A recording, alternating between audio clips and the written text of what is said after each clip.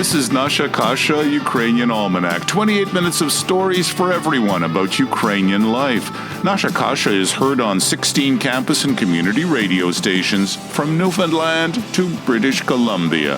Vitayu, my name is Stefan Andrusiak, and this is episode 175. I'm recording this program in Italy. This particular show is about love and laughter and Rome. I'll introduce you to two fellow travelers. They're American. But first, born in Ukraine, living in New York City, Mela Tenenbaum plays Luigi Baccanini to put us in the mood. Quartet in E major, opus 13, number 5. It's from her album Tea Time.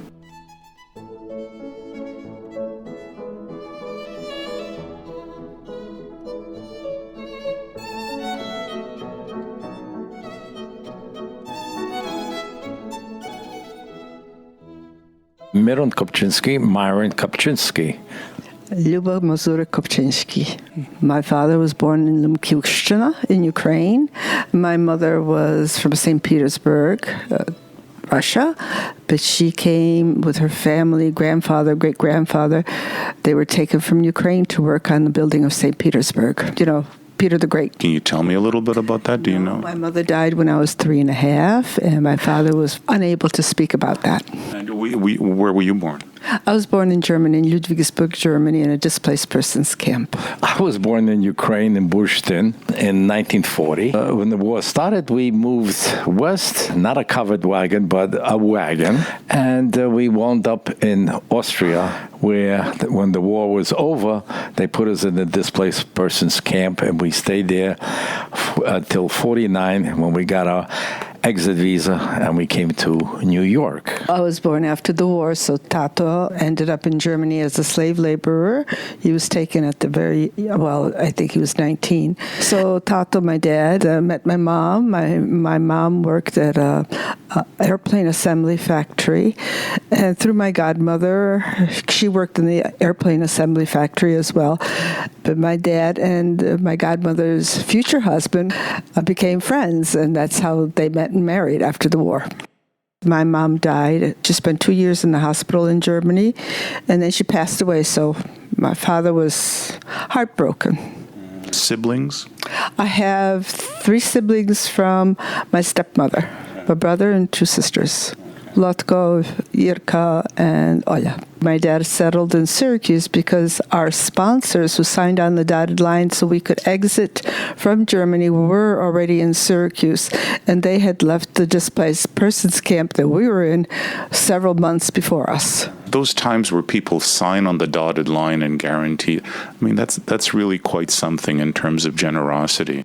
They had 3 boys, and they had about just as much of nothing as we had. We had absolutely nothing, but they were willing to provide shelter until we were able to find our own place to live, and they did help my dad find a job. So my father, when we got to Syracuse, he worked in a foundry, and then he got a job working in a steel mill.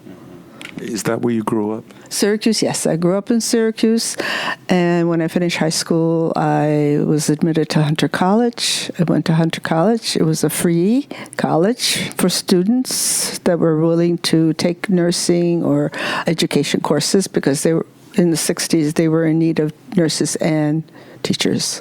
So that's how I ended up in New York City. You became a teacher. Yes, I became a teacher of high school. Teacher, I taught history. Why teaching? I always wanted to be a librarian, but they didn't need librarians. They needed teachers, so I became a teacher, and I majored in things that I liked. I majored in history and minored in political science and took 1 semester of pedagogical instructions, and that was it. Here I am.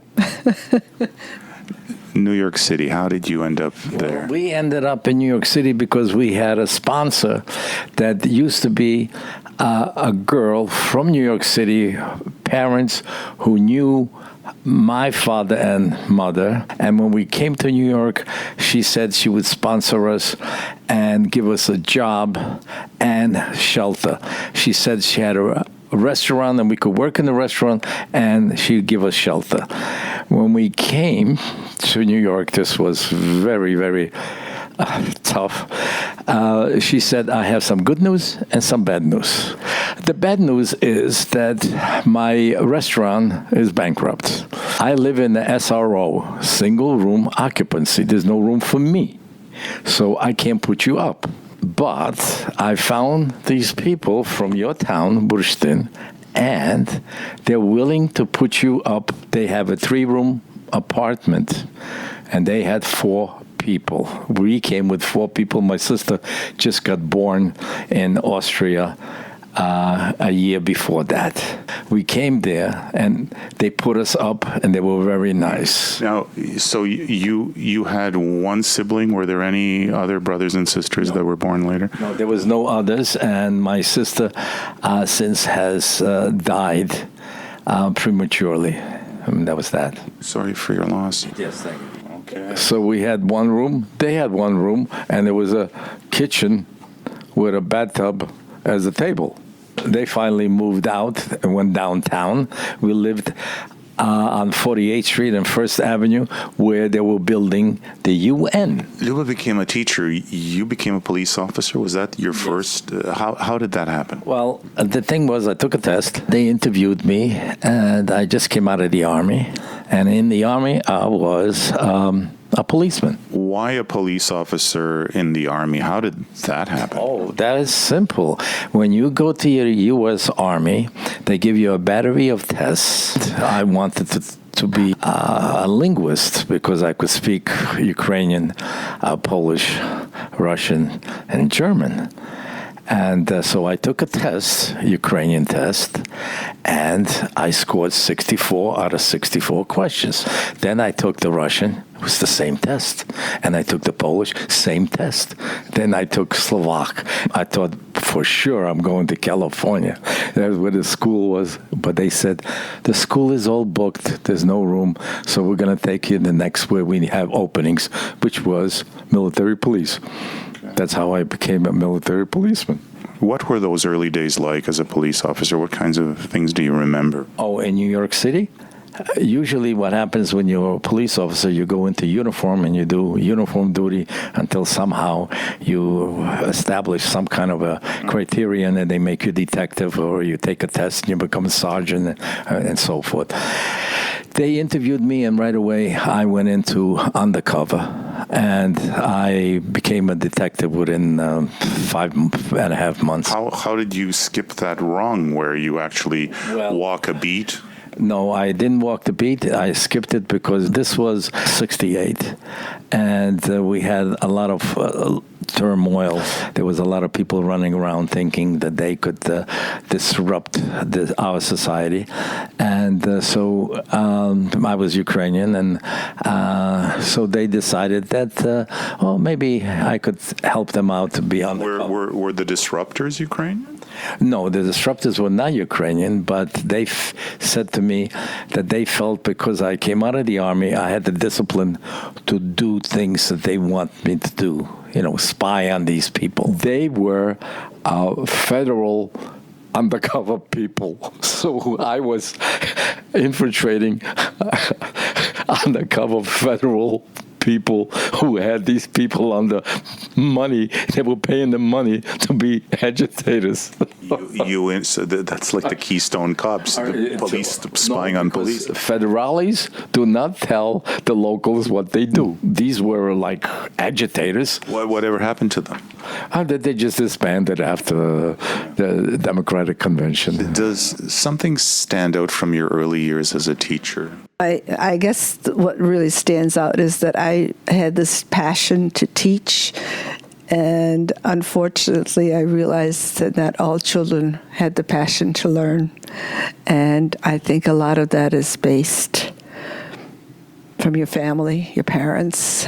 I just didn't understand how that could really happen amongst people who should have pushed education as opposed to not pushing. My father, who never went to formal school a day in his life because he couldn't, he used to say, study, because it's the key that will open all the doors for you. Did you have full-day school that was Ukrainian-driven? The school there was only half an hour or 45 minutes of Ukrainian lessons. The rest of it was all in English.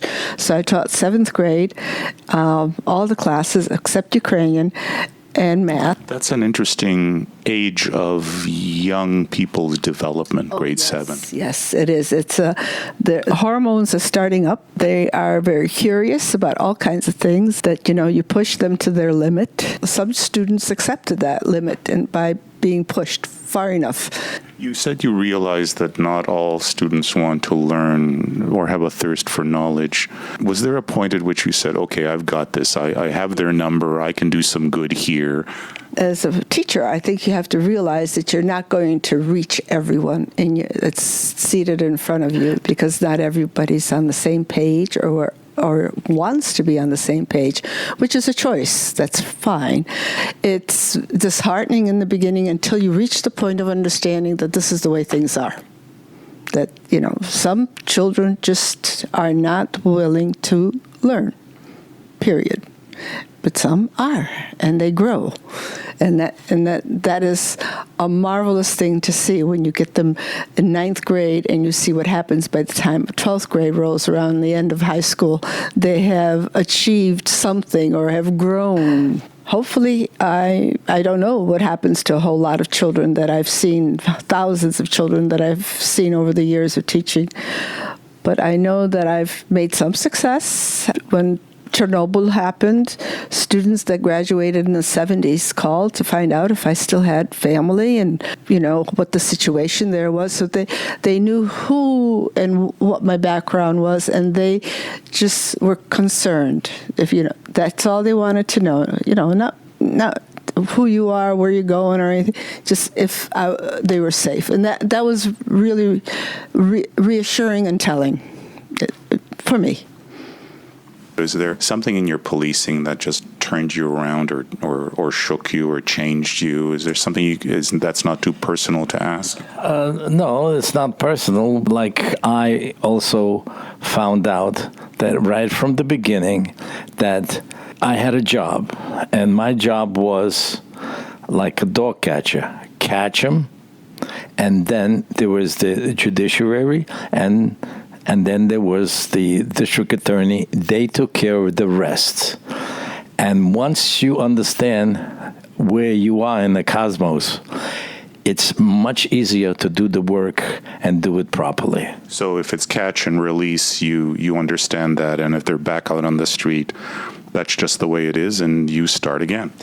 Yes. The thing is, you cannot get angry at that, because that's out of your hands. You are not the judge or jury. You are just the catcher. And I understood that. And to me, life just went on to the next case. Was there not some element of danger to yourself in that catch and release? There was danger, because people are angry when they get caught. People sometimes act out, but no one acted out on me after the incidents. So I didn't have any of that, but I was very, very careful, wore my vest. When I went out on a case, I carried 3 guns, one in my ankle, one in my belt, and one under the arm. I didn't shoot anybody because I wasn't in that position, but there were incidents that were dicey, but I got out unscathed, unhurt. So which section were you in? Were you in robbery or in homicide? I started out as a detective undercover for years, and then after that I went into the squad, as they call it, and there I did burglary and larceny and some robbery, and assisted on homicides. One day they said, "You're transferred." I said, I like it here. Well, the one thing about it is you can't tell people you like it, because when you tell people you like something, they make sure that you go somewhere else. I was traded to missing persons. And at that time, when I came in to the police, to missing persons, we had 25,000 plus missing cases a year. Cases, missing children? Missing children, adults, sick people, mental people. And so nobody says anything. I raised my hand. They said, okay, detective, what do you want to say? I said, why don't we ask these people, when they send in the case to us, to spell their name? Take a look at a name like Seaman. Seaman could be spelled 5-6 different kind of ways. S-E-I, S-E-E, S-A. There's many ways you could spell Seaman and Siemens. We got to make sure who calls it in. If it's Grandpa, he might spell his name with an S at the end instead of an N because his son dropped the S for some reason or other. And we have to make sure that they call back and saying the kid returned or we found him. The next year, from 25,853 cases, we went down to 16,800. And everybody was like, wow. And I got this beautiful letter and a pen. Did they spell your name right? They spelled my name correctly. Now, did it take him this long to introduce himself to you? No, it did not. Because he tells a long story. I know, but that's what makes it funny. I belong to Ukrainian choir Dumka, and since Dumka was giving a Malanka, a New Year's Eve celebration, I had free tickets, but no date. Well, God, I wasn't going to go to a formal affair with no date. So my Ukrainian school teacher from Syracuse came down with her husband, and they escorted me to this dance. Somewhere in the middle of New York, the New York Hilton, and 1,000+ people, this gentleman comes to the table where I was about to be seated. He came over and said, "May I have this dance?" And I said, "Yes." And then he said to me, so I could go from the very formal to the very polite form, and that was the end of that. 3.5 years later, we married. What was it about him? His sense of humor. I get the feeling when you're telling a story, you're reeling me in slowly for the big sentence that'll clinch it. Well, I try.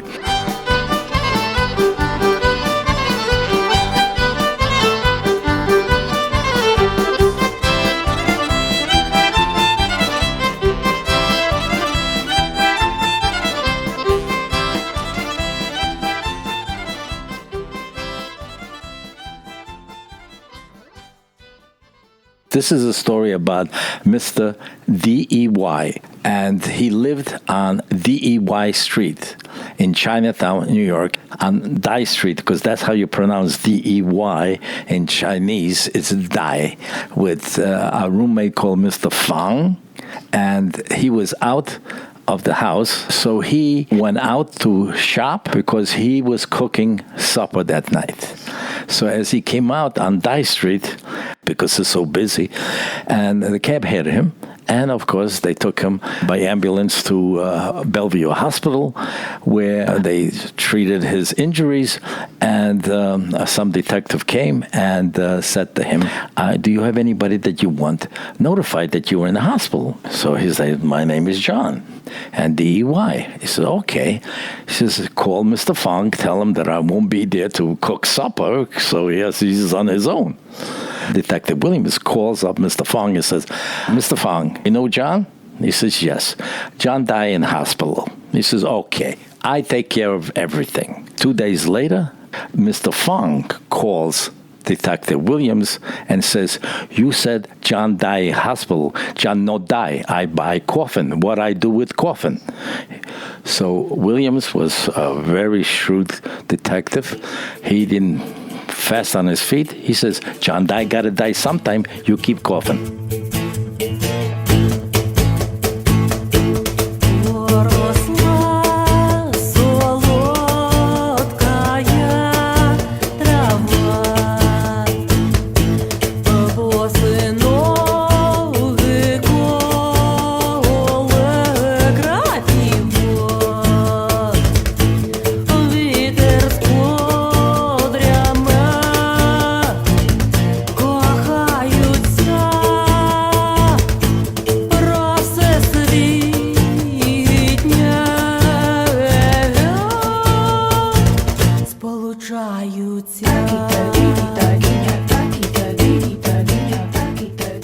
Nasha Kasha comes to you from CHRW 94.9 FM on the campus of Western University in London, Ontario, Canada.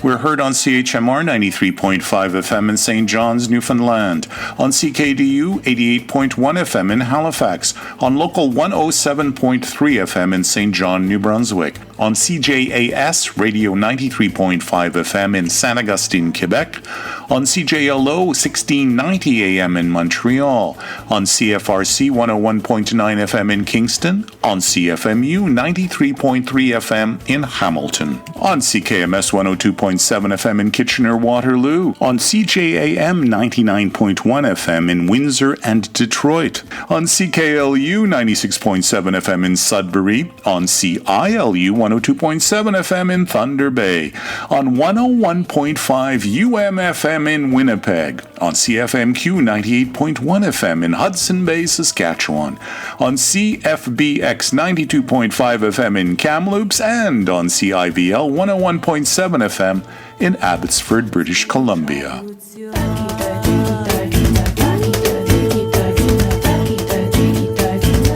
Your first time in Rome. First time in Rome, I think it was in the 70s.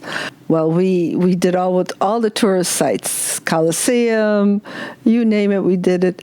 The Vatican. You took a sabbatical. Was that your first time? No, it was that was maybe the third time I was in Rome. So I enjoyed it. So we kept coming back because my brother lived in Rome for a while. He went to St. Sophia's in the seminary. We came back and we lived with friends in Ostia. We would go into Rome almost every day to explore a new spot. When the moon hits your eye like a big pizza pie, that's amore. We had great fun. My husband and I did that for about 7 weeks at one time, and then I did another extended stay on my own. Why I like Rome is this, because it's just amazing to me that centuries have gone by, people have been here, and things that they've left behind we can still see and admire and learn from them, engineering-wise, aesthetically. That's what draws me to places that are ancient. That's amore. There's a Ukrainian part in Rome and Castel Gandolfo as well.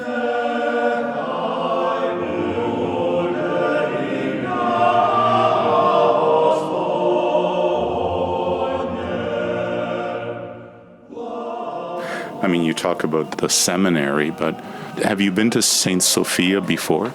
Yes, I had been to St. Sophia in 1981, and our Cardinal Chipe. It was Easter Sunday, and Cardinal Chipe was already elderly, and he sat during most of the part of the Mass. But after the Mass was over, we all came up for a blessing. Metropolitan Boriskudziak, who was a seminarian at that time, says, Blazhenishi, this is Luba, Vladya Mazurik's sister. Blazhenishi turns around and says to me, oh, Vladya helped lay the tiles over there on the floor. He worked with the artist in charge there doing the iconography as much as they allowed him to. That was a very spiritually moving moment for me with Blazhenishi. It's also remarkable that he knew this. His brain worked, I think, probably to the last tick that the Lord gave him. A very modest man. Absolutely, as we saw in his quarters this past visit when we went to St. Sophia's. I mean, I had no idea. Modesty, and his spirituality, I think, probably touched all of us that met him.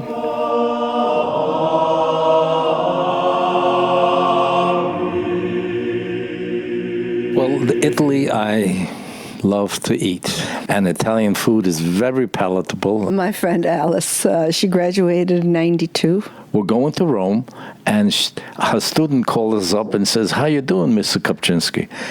What are you up to? She says, well, I'm going to Rome. He says, I'll be in Rome the same time. And we met and we went out to dinner. It was delightful just to see her because she's such a wonderful student. When I met her in ninth grade, she was a first period ninth grader. Imagine how excited they are when you're working in a school of over 3,000 kids, 80 different nations represented, if not more. If you walk down the halls, it seemed like you were, Grand Central Station. I enjoyed my career as a teacher. I think, personally, I've impacted some lives, not 100%, but some lives, and that's all that is important and gratifying to me as a person and as a teacher, and especially as a person, because it's delightful to know that you've touched somebody somehow along the way. You have 34 children sitting in front of you. You have 34 chances of making an impression, and if you make one in each classroom, you're a great success.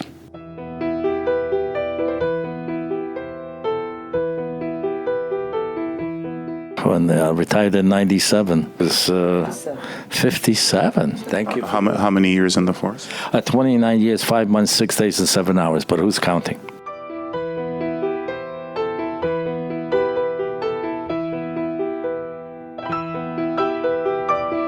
We both work hard. We saved our money, and now we go to places like Rome, and we just enjoy ourselves. I find life very funny, and I find something to laugh at every turn. Myron wears some rings sometimes. His mother used to call him a tsehan, a gypsy. So when we were in the process of moving from New York City to where we live now in the Finger Lakes region, my sister would invite us in the family for dinner when we came up. And my little godson, Dimitri, he says to Myron, he says, Wiku, who gave you all those rings? Wiku says, Tata Luba. He says, Tata Luba, why did you give Wiku all those rings? I said, well, I like Wiku. He says, Tata, I know why you like Wiku. I said, why, Dimitri? He says, he makes you laugh. That's the philosophy of a 4-year-old. As soon as Dimitri said, because he makes you laugh, he was right in the will. He put him right in the will the same day. Actually, we did that. He's in the thing. Okay, Dimitri, if you're listening, that's a promise. You've got it on tape. Good.